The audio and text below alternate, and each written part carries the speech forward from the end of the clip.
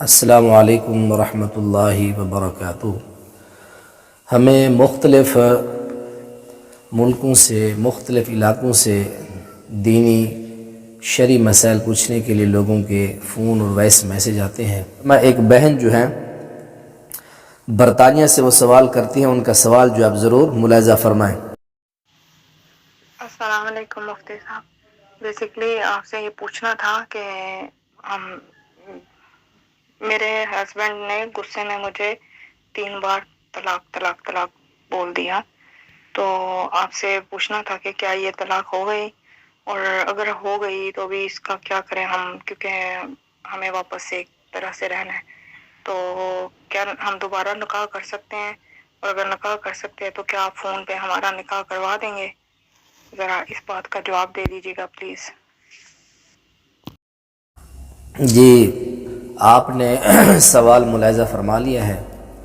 تو محترمہ ہماری پیاری بہن، اللہ تعالیٰ آپ کے جو ہے تعلقات کے اندر برکات کا نزول فرمائے، تمام لوگوں کو ایسے مسائل سے محفوظ فرمائے۔ دیکھیں، ایک مجلس میں دی جانے والی طلاق کے حوالہ سے جو صحیح مسلم کے اندر حدیث پاک ہے وہ ہم آپ کے سامنے پیش کرنا چاہتے ہیں۔ عن ابن عباس رضی اللہ عنہما كان الطلاق على عهد رسول الله صلی اللہ علیہ وسلم وابی بکر وسنتين من خلافت عمر طلاق الثلاث واحدتاً، طلاق الثلاث واحدتاً، یہ صحیح مسلم شریف کے اندر حدیث ہے۔ پیارے پیغمبر علیہ السلام کے دور میں، حضرت صدیق اکبر کے دور میں، حضرت عمر فاروق رضی اللہ تعالی عنہ کی خلافت کے ابتدائی جو ہے سال، 2 سال، 2.5 سال تک ایک مجلس کی 3 طلاقیں ایک شمار ہوتی تھی۔ تو اس حدیث پاک کی روشنی کے اندر آپ کی ایک طلاق ہوئی، میں اختصار کے ساتھ بیان کر رہا ہوں۔ تفصیلاً اگر دیکھنا چاہتے ہیں تو ہمارے اس چینل کے اوپر مفتی مجاہد الحق سپیچ پر اور عکاشہ اسلامک میڈیا اردو میں سرچ کر لیں تو اس کے اوپر بھی ہم نے تفصیل کے ساتھ طلاق کے اوپر بیان کیا ہوا ہے۔